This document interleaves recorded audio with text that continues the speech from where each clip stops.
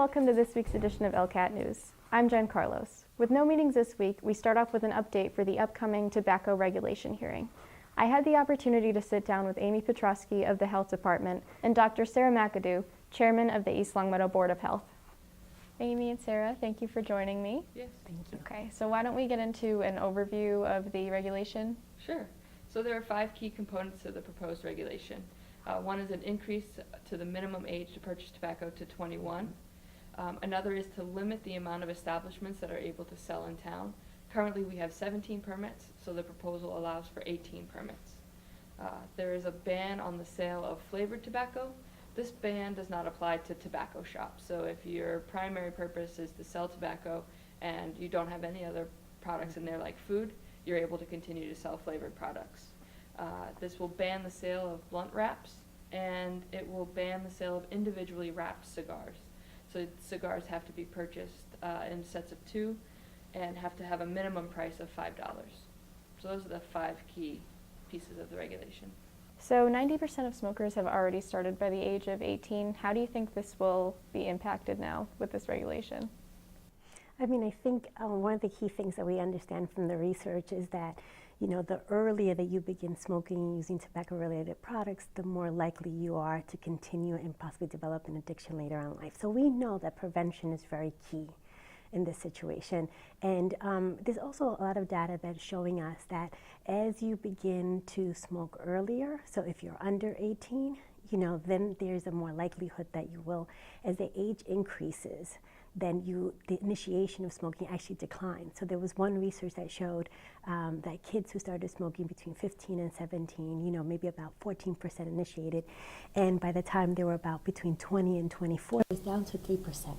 So we do know that the earlier that we start putting in interventions that help young people reduce their chance of smoking and becoming addicted long term, the more likely they are not to, and more likely to live a healthier life later on in the future. So do you think a 21-year-old would be more likely to make an informed and rational decision, like compared to an 18-year-old then? As a board, you know, we're trying to use data to really drive all the policies and practice that, you know, we're looking to implement. And that's what this policy is really based on, you know.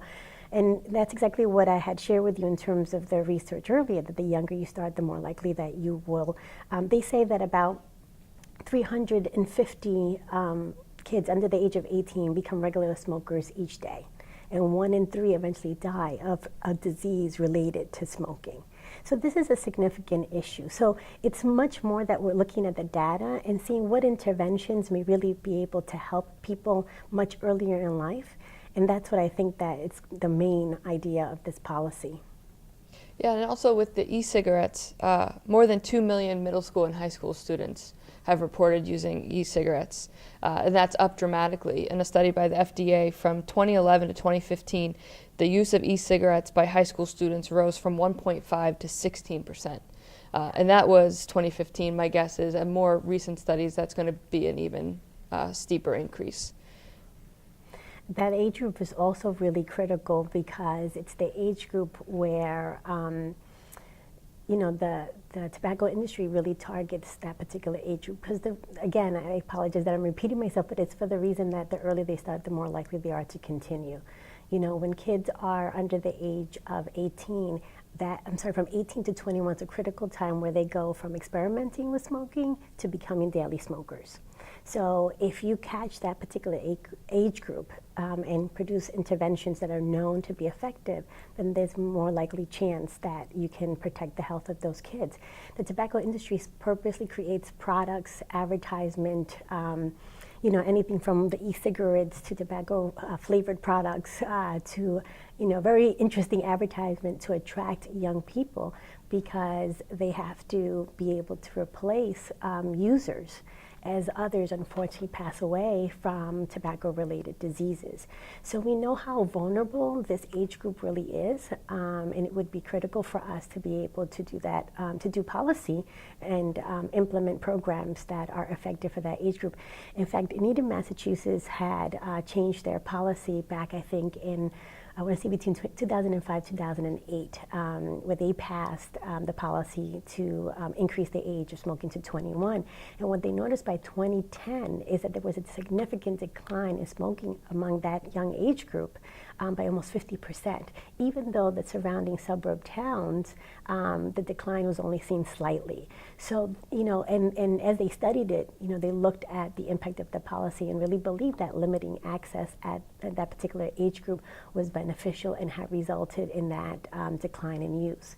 So, the thought of why that time period, why that age group, I think there are many factors, including behavior at that time that transitions and has an impact in adulthood, that I think we really have a good chance of improving with this particular policy.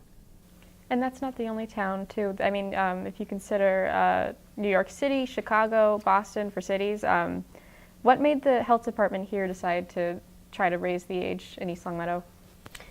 As a board member, the work that we're doing is really to protect the health of the town and to promote healthy living. And there was one local health assessment that was done that people are very concerned about smoking. The things like high blood pressure, obesity, diabetes. So we look at that data and say, okay, what policies can we put in place to address the concerns that our residents have? And smoking was listed as one of the 10. So, so this made sense for us locally. And what we really want to see is that our residents in East Longmeadow have a long and healthy life, and very productive life throughout your entire lifespan. So if the behaviors that we are able to change early on that lead to that, then this is what this policy will help us to do. So it was the right policy to be able to address an issue that residents said, they were concerned about. What do you think the reception of the regulation will be? So I think, like any proposed regulation that may be put forth, there'll be support and opposition. I do expect that there'll be some concern around the effect on local businesses.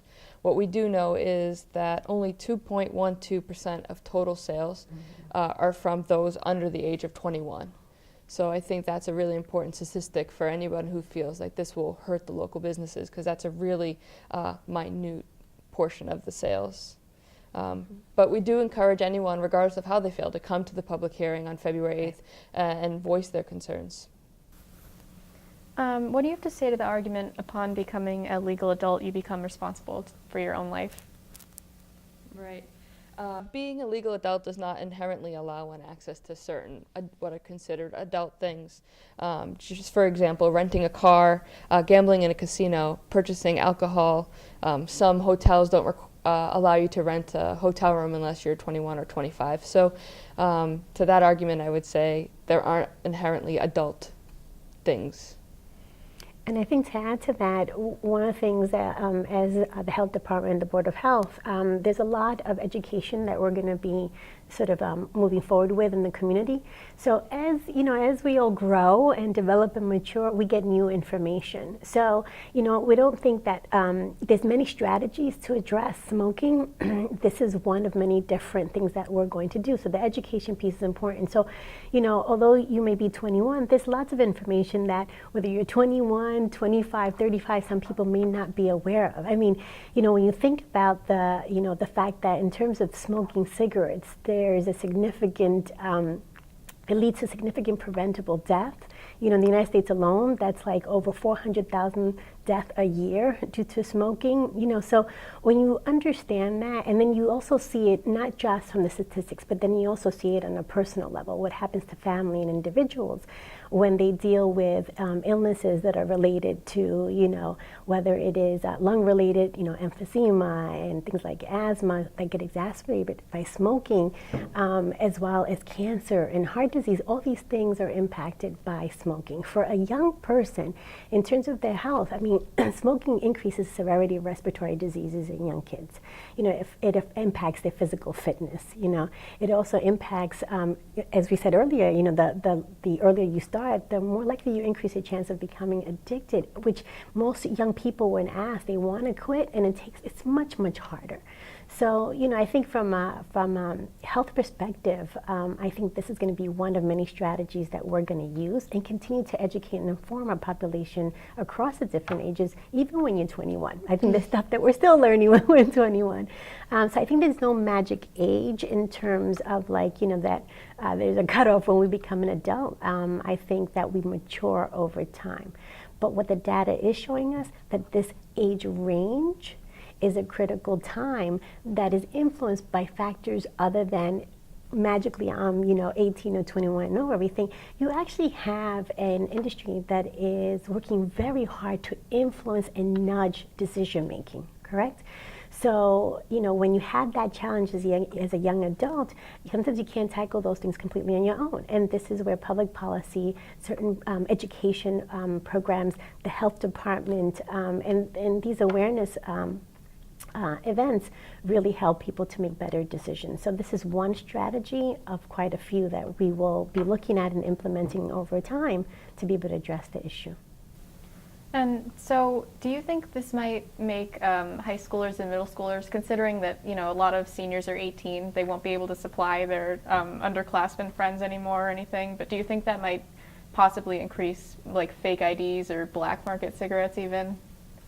Not necessarily. I think the work in Needham that was done, I think the fact that they were able to show that in Needham the smoking among the teens had declined by 50%, where the other suburbs around there declined slightly. So the theory might have been, well, if we're the only ones who have it, then the kids are going to get it from other towns. If that was the case, or there was a black market that existed in Needham, then you wouldn't have such a significant decline in comparison to the suburbs, the other surrounding areas that still had access. So I don't think that is that data is always bearing that out, and we need to keep that in mind.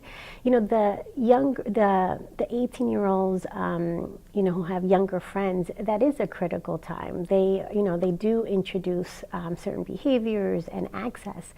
So by increasing their age, you're right, that does decline that. But in terms of the black market, it sounds like from the work that was done previously, that's less likely going to be a factor in if the policy increases to the age of 21. And what do you have to say to those who claim anti-tobacco campaigners should instead focus on changing their education strategies rather than raising the age? Well, I would say this isn't an anti-tobacco campaign. This is a education and regulation campaign to help our, specifically our most vulnerable population make the right choice, the easy choice. And on top of it, the Department of Environmental Protection has stated that the e-juice or the e-cigarette components are a hazardous waste at any level. So that's just something that people aren't aware of. What do you think those who claim anti-tobacco campaigners should instead focus on changing their education strategies rather than raising the age? 81% of high school and middle school students who use e-cigarettes say it's the availability of the flavors that drives them to use those.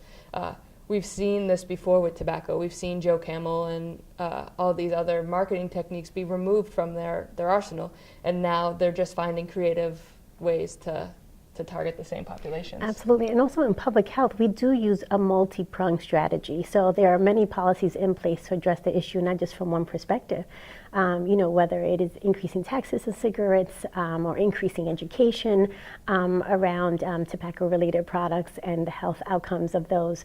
But this is also one other policy. So this isn't the only thing that we're doing, and I think that's important to understand. And also, as Aimee pointed out, for every, it's almost every strategy that we come up with, there is some opposition. So we have to look at what are other alternative strategies that can still get us to a better health outcome. So as you have a push to not increase cigarette taxes, or you have a push, in other areas that, especially in interesting advertising and all these new products that are coming out, we're playing catch up with them. So, there's still information that, as we gather more and more, that we're understanding the health implications of that. So this isn't the only strategy we're using, but it's an important one that we've seen the evidence have an impact in better health. So I think it's one that we really have to move forward with. All right, well, thank you both. And the date and time for the hearing? The hearing will be on February 8th at 6 o'clock at the Senior Center. All right, thank you both for coming. Thank you for having us. Thank you.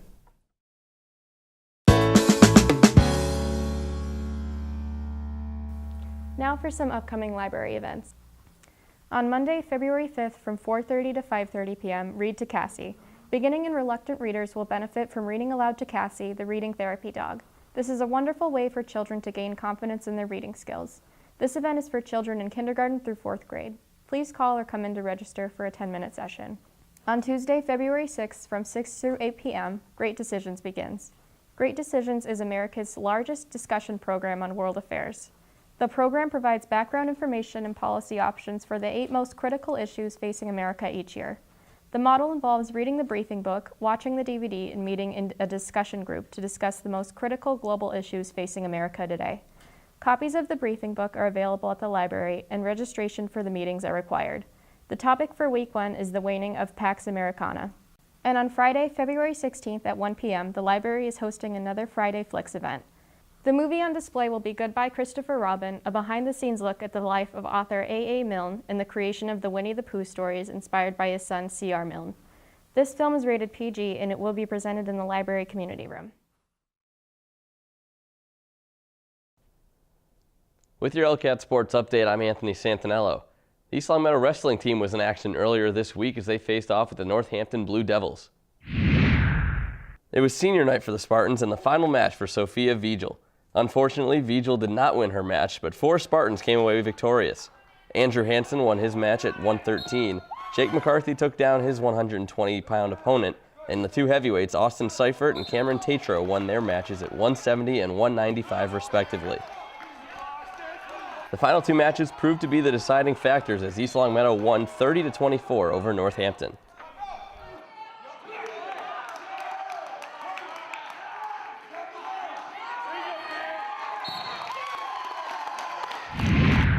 To the court where the Spartans boys basketball team took on the Commerce Red Raiders.